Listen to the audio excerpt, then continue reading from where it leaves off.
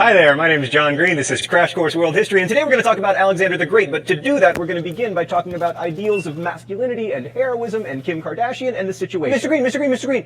Which situation? Oh, me from the past. I forgot you wanted to go to Columbia. Me from the present regrets to inform you that you do not get in. But since you live in the past, you have no way of knowing who I'm talking about. And it occurs to me that this video may be watched in some glorious future when Kim Kardashian and the situation have mercifully disappeared from public life, and the supermarket tabloids, instead of talking about celebrities, talk about Foucault and the Higgs boson particle. So, Kim Kardashian is a professional famous person who initially rose to notoriety by scootily pooping with someone named Ray J, and Mike, the situation, I forgot his last name, is a professional stupid person with big muscles. They're both known by millions, live in luxury, and people literally pay to own their odors. Why do these people crave fame? Why do any of us? Well, I'd argue it's not about money. If it were, our tabloids would be devoted to the lives and times of bankers. I think we all want to leave a legacy. We want to be remembered. We want to be great.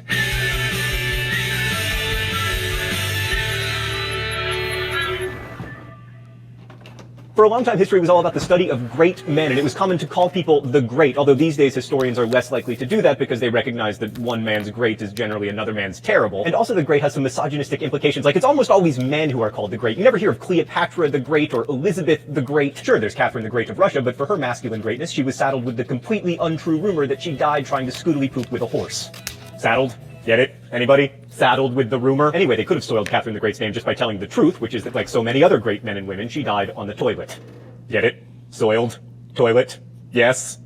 Yes. So, quick biography of Alexander of Macedon. Born in 356 BCE, died in 323 BCE at the ripe old age of 32. Alexander was the son of King Philip II, and when just 13 years old, he tamed a horse no one else could ride named Bucephalus, which impressed his father so much that he said, "O thy son, look thee out at a kingdom equal to and worthy of thyself, for Macedonia is too little for thee." By that time, he was already an accomplished general, but over the next decade, he expanded his empire with unprecedented speed, and he is famous for having never lost a battle. Today, we're going to look at Alexander of Macedon's story by examining three possible definitions of greatness. First, maybe Alexander was great because of his accomplishments. This is an extension of the idea that history is the record of the deeds of great men. Now, of course, that's ridiculous. For one thing, half of people are women. For another, and this is important, there are lots of historical events that no one can take responsibility for, like, for instance, the Black Plague. Still, Alexander was accomplished. I mean, he conquered a lot of territory. Like, a lot. His father Philip had conquered all of Greece, but Alexander did what the Spartans and the Athenians had failed to do. He destroyed the Persian Empire. He conquered all the land the Persians had held, including Egypt, and then marched toward India, stopping at the Indus River only because his army was like, "Hey, Alexander, you know what would be awesome? Not marching." Also, Alexander was a really good general, although historians disagree over whether his tactics were truly brilliant or if his army just happened to have better technology, specifically these extra-long spears called sarissas. But much of his reputation as a general, and his reputation in general, anybody? Puns? Maybe I should stop? Okay. Is because of Napoleon. Napoleon, like many other generals through the millennia, was obsessed with Alexander the Great, but more on that in a moment. That said, Alexander wasn't very good at what we might now call empire building. Alexander's empire is definitely visually impressive, but it wasn't actually much of an empire. Like, Alexander specialized in the tearing down of things, but he wasn't so great at the building up of institutions to replace the things he'd torn down. And that's why pretty soon after his death, his empire broke into three empires called the Hellenistic kingdoms. Each was ruled by one of Alexander's generals, and they became important dynasties: the Antigonids in Greece and Macedonia, the Ptolemies in Egypt, the Seleucids in Persia, all of which lasted longer than Alexander's empire itself. A second kind of greatness, maybe Alexander was great because he had an enormous impact on the world after his death. Like King Tut, Alexander the Great was amazingly good at being a dead person. Let's go to the thought bubble. So after Alexander of Macedon died, everyone, from the Romans to Napoleon to Oliver Stone, loved him, and he was an important military model for many generals throughout history, but his main post-death legacy may be that he introduced the Persian idea of absolute monarchy to the Greco-Roman world, which would become a pretty big deal. Alexander also built a number of cities on his route that became big deals after his death, and it's easy to spot them because he named most of them after himself, and one after his horse. The Alexandrian Egypt became a major center of learning in the classical world and was home to the most amazing library ever, which Julius Caesar probably accidentally burned down while trying to conquer a bunch of land to emulate his hero, Alexander the Great. Plus, the dead Alexander had a huge impact on culture. He gave the region its common language, Greek, which facilitated conversations and commerce. Greek was so widespread that archaeologists have found coins in what is now Afghanistan with pictures of their kings, with the word king written beneath the pictures in Greek. This is also why, incidentally, the New Testament was eventually written in Greek. Although Alexander was mostly just conquering territory for the glory and heroism and greatness of it all, in his wake emerged a more closely connected world that could trade and communicate with more people more efficiently than ever before. Alexander didn't make those things happen, but they probably wouldn't have happened without him. But here's a question. If you're watching Jersey Shore and get so involved in the situation's romantic conquest that you leave the bathwater running, thereby flooding your apartment, and you have to call a plumber, and the plumber comes over and you fall in love with him and get married and live happily ever after, does that make the situation responsible for your marriage? Thanks, Thought Bubble. Okay, a third definition of greatness. Maybe Alexander is great because of his legend. Since no accounts of Alexander were written while he was alive, embellishment was easy.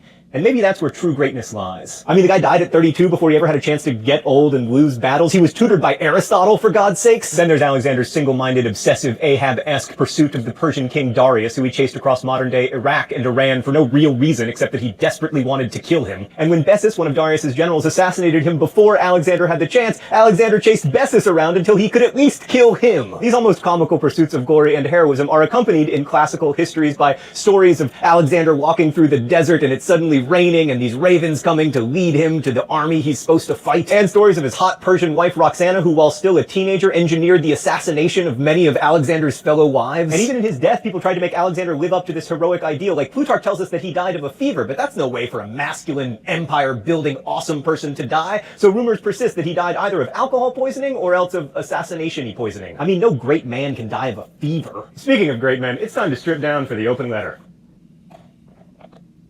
So elegant. But first, let's see what's in the secret compartment today. Oh, it's Kim Kardashian's perfume. Thanks, Stan. I'll wear this. I'll check it out. I'll give it a try. Wow, that is... It's like all the worst parts of baby powder and all the worst parts of cat pee. An open letter to the ladies.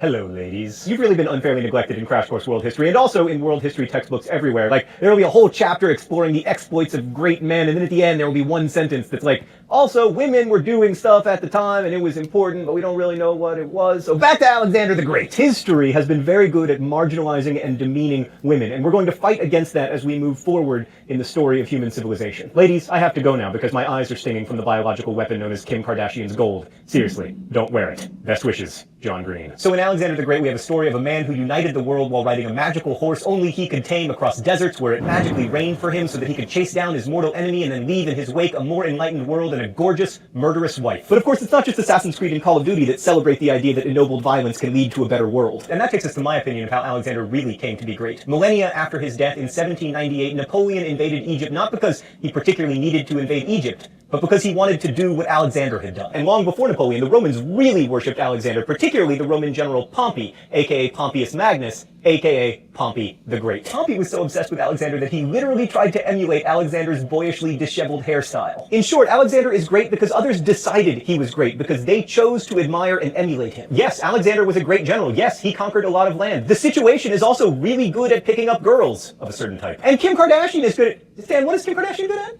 We made Alexander great, just as today we make people great when we admire them and try to emulate them. History has traditionally been in the business of finding and celebrating great men, and only occasionally great women. But this obsession with greatness is troubling to me. It wrongly implies first that history is made primarily by men, and secondly that history is made primarily by celebrated people, which of course makes us all want to be celebrities. Thankfully, we've left behind the idea that the best way to become an icon is to butcher people and conquer a lot of land, but the ideals that we've embraced instead aren't necessarily worth celebrating either. All of which is to say, we decide what to worship and what to care about and what to pay attention to. We decide whether to care about the situation. Alexander couldn't make history in a vacuum, and neither can anyone else. Thanks for watching. I'll see you next week.